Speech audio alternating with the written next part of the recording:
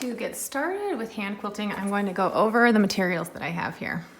First of all, you'll notice I'm in my sweatpants, sweatshirt, and yes, I like to just sit on the ground while I'm quilting and be comfortable.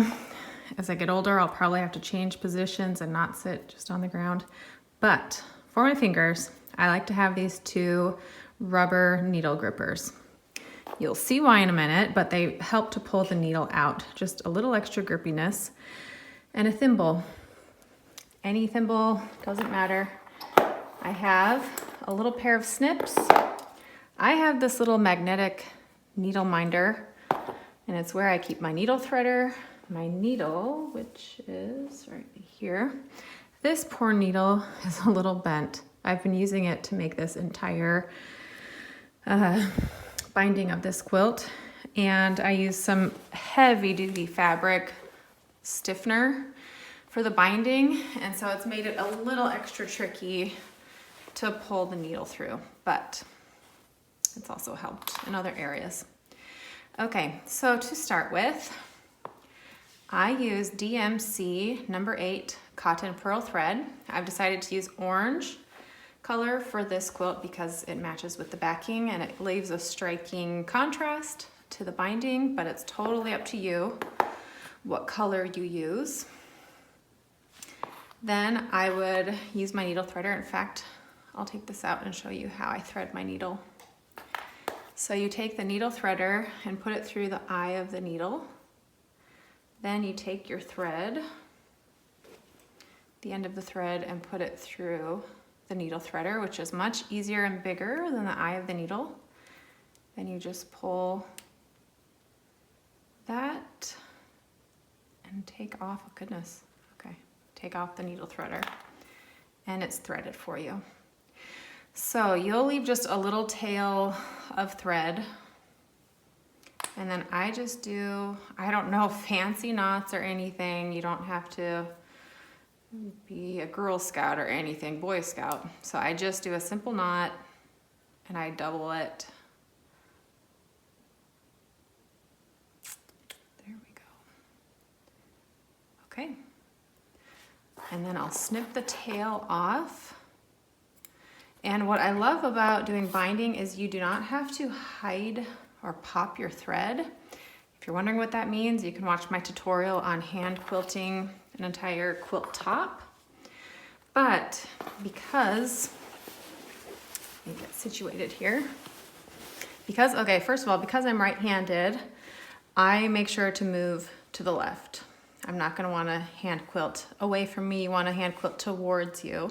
If you're left-handed, you would just do the opposite. So to hide that knot in your thread, I just come under and I go behind my first stitch. You can see my knot right here. That's where I ended. So I'm just gonna go in a similar place. And the only thing that I make sure to do is not to bring the thread through to the front of your quilt. Unless you wanna do that, that's fine, but I do not. So I just bring my needle, put it just through that backing of the quilt, and then I'm gonna make it look as if I just continued going on. And I almost pushed it with this. That's not gonna help you. That's just to pull the needle. So pull with your thimble. Pull the needle through, and you can see that the knot is hidden. And you just, because this binding, like I said, I use some really tough fabric stiffener for it. It's really hard. I generally like to do 2 or 3 stitches at a time, but because this fabric is so thick and starch, it's not even starch, sorry, I just hit the camera there. I can only do one line at a time. So when you go under, just make sure you're grabbing the backing of the quilt, possibly the batting, no more, and bring it back through. And you just continue.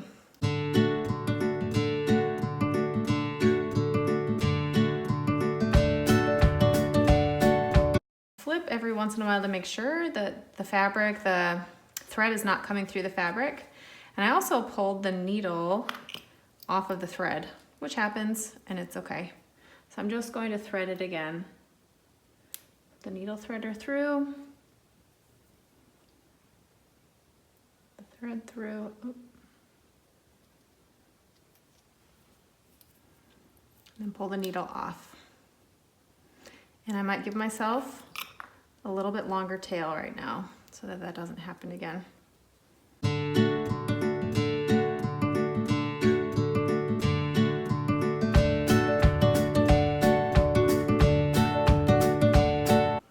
All right, so when you get to the edge, I want to go as far to the end as I can.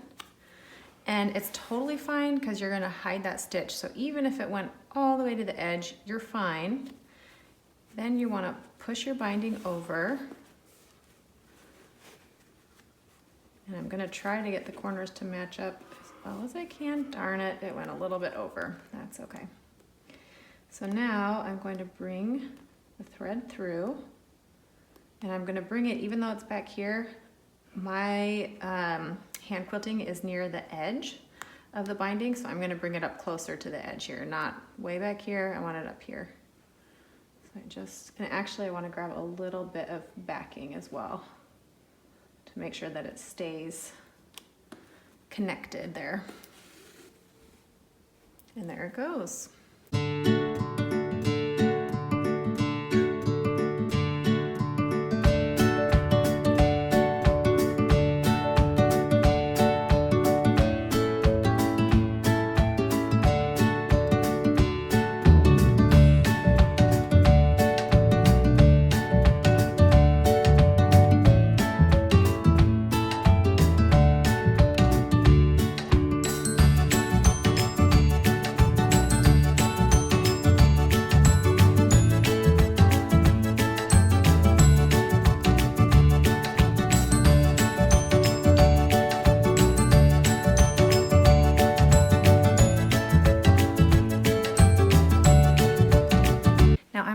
Really done with the thread, but for the tutorial's sake, I will show you what you do if, let's say, I was done with the binding and I needed to finish up, or if I'm running out of thread.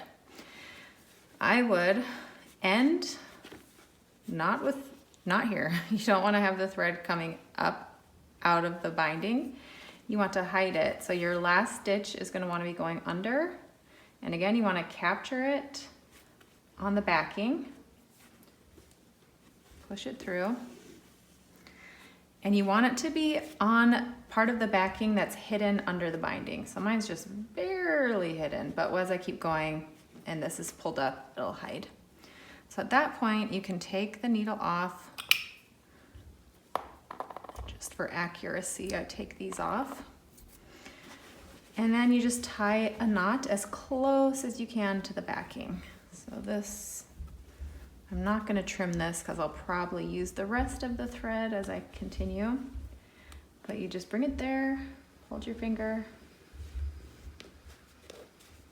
And I like to do 2 knots just so that it doesn't ever come undone. Okay, there's a nice knot. And then you want to trim this as close to the knot as possible. And there we go. And that is how I do my hand quilting of the binding. And also, don't worry if your stitches aren't perfect. You can see here they go a little bit zigzaggy. I like it. I think it adds character and shows that it was made by hand. The little human imperfections gives it character. So yeah, there you go. I hope you enjoyed the tutorial. If you have questions, leave them below and I'm happy to answer.